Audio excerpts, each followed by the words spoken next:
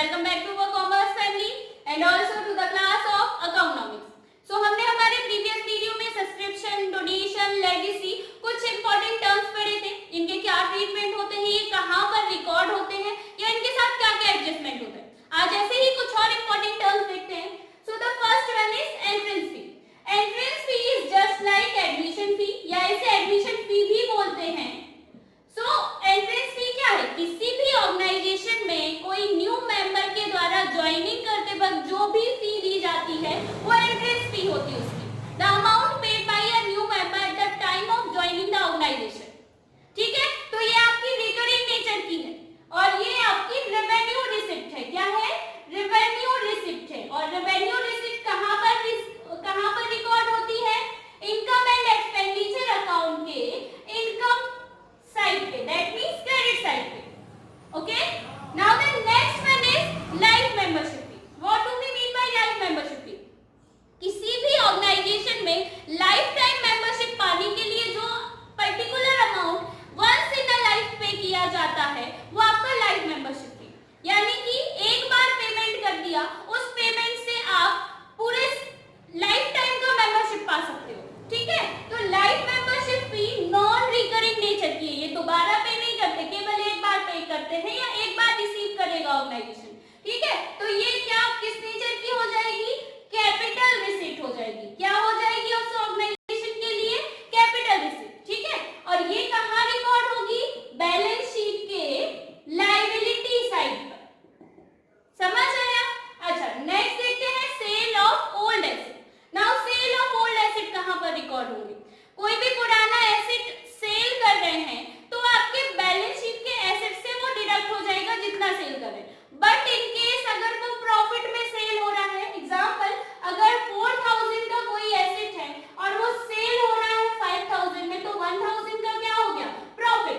तो प्रॉफिट कहाँ रिकॉर्ड होगा? जैसे कि मैंने बताया था, income and expenditure account is just like profit and loss account. तो profit on sale of fixed asset कहाँ जाता था? क्रेडिट साइड पे, राइट? तो ये भी आपके क्रेडिट साइड पे चला जाएगा, इनकम साइड पे। इन केस अगर प्रॉफिट है तो, इन केस अगर प्रॉफिट है तो क्रेडिट साइड पे प्रॉफिट में सेल हुआ है, और अगर लॉस में सेल हुआ है तो डेबिट साइड पे। अगर लॉस में सेल हुआ है तो डेबिट साइड पे। समझ आया? नाउ परचेज ऑफ एसेट, कोई भी एसेट खरीदोगे, अगर वो एसेट फिक्स्ड एसेट है, अगर वो एसेट फिक्स्ड एसेट है तो आपके एसेट साइड पे रिकॉर्ड हो जाएगा बैलेंस शीट में। बट अगर परचेज ऑफ न्यूज़पेपर और स्पोर्ट्स, तो ये आपका क्या हो जाएगा? खर्चा हो जाएगा। ठीक है, तो खर्चे कहाँ रिकॉर्ड होंगे? एक्सपेंडिचर साइड पे, डेबिट साइड पे। तो अगर नॉर्मल एसेट है, करंट एसेट है, तो ये आपके कहाँ चले जाएंगे? डेबिट साइड पे। बट अगर वो फिक्स्ड एसेट है, if they are fixed asset, then they will be recorded in balance sheet asset side. समझ आया? नेक्स्ट होनोरेरियम। नाम से ही बोल रहा है ऑनर, है ना? तो कोई भी बंदा, एग्जांपल दे रही हूँ, कोई भी बंदा आपके स्कूल में काउंसलिंग करने के लिए आया, ठीक है, वो फ्री में काउंसलिंग दे रहा है आप सबको, सारे बच्चों को काउंसलिंग फ्री में प्रोवाइड की उसने, है ना? आप लोगों को फ्री में उसने लेक्चर दिए, तो एक रिस्पेक्ट आ जाती है हमारे मन में। तो आपके प्रिंसिपल ने इन केस ऑफ रिस्पेक्ट, अपना रिस्पेक्ट दिखाने के लिए उनको कुछ या कैश दिया या कोई भी अदर गिफ्ट ऑनर के रूप में उनको दिया, रिस्पेक्ट के रूप में दिया, वो शो करने के लिए कुछ ऑनर दिया। अच्छा, तो वो ऑनर का जो भी खर्चा होगा वो कहाँ जाएगा? आपका ऑनरेरियम में। अभी आपका रेवेन्यू एक्सपेंडिचर है। क्या है? Revenue expenditure. तो ये कहाँ चला जाएगा? इनकम एंड एक्सपेंडिचर साइड के डेबिट साइड में, दैट मींस एक्सपेंडिचर साइड में। ये आपका रेवेन्यू एक्सपेंडिचर है, कहाँ रिकॉर्ड होगा? एक्सपेंडिचर साइड में, इनकम एंड एक्सपेंडिचर के एक्सपेंडिचर साइड में, दैट मींस डेबिट साइड। समझ में आया?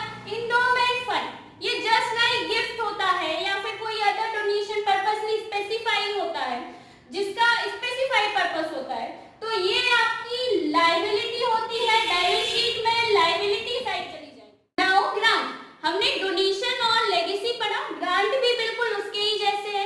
इसके भी दो टाइप्स होते हैं, general grant and specific grant. But अब डिफरेंस क्या है? डोनेशन क्या था? डोनेशन कोई भी दे देता था, है ना? जिसके पास एक्स्ट्रा पैसा है, जो सोशल सर्विस करना चाहता है, वो डोनेशन दे देता था। लेगेसी कौन देता था? जो भाई मरने वाला हो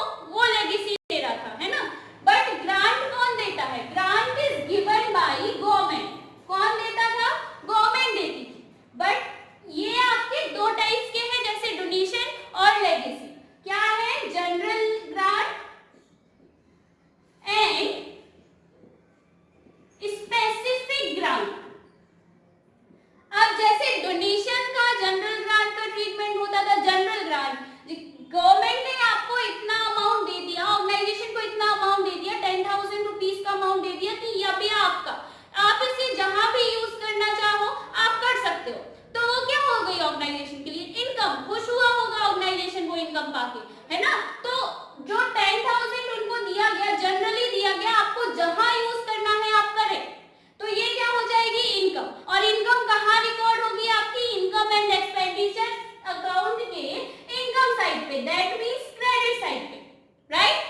बट अगर स्पेसिफाई किया गया है कि ये स्पेसिफिकली इस पर्पस के लिए दिया गया है, किसी पर्टिकुलर पर्पस के लिए वो ग्रांट दिया गया है बाय गवर्नमेंट, तो वो क्या हो जाएगा स्पेसिफिक ग्रांट। अब वो जो ग्रांट मिला है, वो जो अमाउंट ऑर्गेनाइजेशन ने रिसीव किया है, उस ग्रांट के बाद, उस अमाउंट के बाद ऑर्गेनाइजेशन के ऊपर एक बोझ आ जाएगा कि भाई पहले हमें वो अचीव करना है, जो गोल उन्होंने हमें दिया है, जिस पर्पस के लिए ये ग्रांट हमें दिया गया है, पहले हमें वो अचीव करना है। ये हमारे लिए एक बोझ है।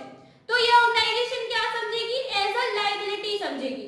तो अगर स्पेसिफाई किया गया है ग्रांट के साथ, तो ये आपकी बैलेंस शीट के लायबिलिटी साइड रिकॉर्ड हो जाएगा। आइए कुछ और टर्म्स देख लेते हैं। पहला है रेवेन्यू रिसिप्ट। रेवेन्यू रिसिप्ट कहाँ जाएगा, revenue receipt income and expenditure account पे debit side, sorry credit side पे, इनकम साइड पे रिकॉर्ड होगा। दूसरा आपका कैपिटल रिसिप्ट। कैपिटल रिसिप्ट क्या है, ये आपकी लायबिलिटी हो जाएगी, तो ये बैलेंस शीट के लायबिलिटी साइड पे रिकॉर्ड होगी। Okay, now the next one is revenue expense.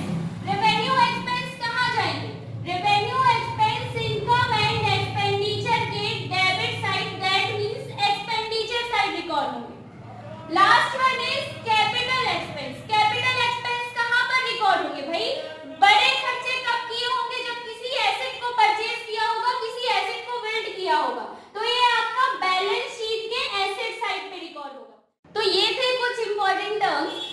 अब कल से हम क्वेश्चन सॉल्व करना शुरू करेंगे, न्यूमेरिकल्स उठाएंगे। थ्योरी पोर्शन जितना हो सकता था उतना हो चुका है, हमने प्रोफॉर्मा भी सबके देख लिए हैं। कल से केवल प्रैक्टिस होगी, तभी आपका ये 10 नंबर आपके हाथ में होगा। चलिए, कीप वॉचिंग।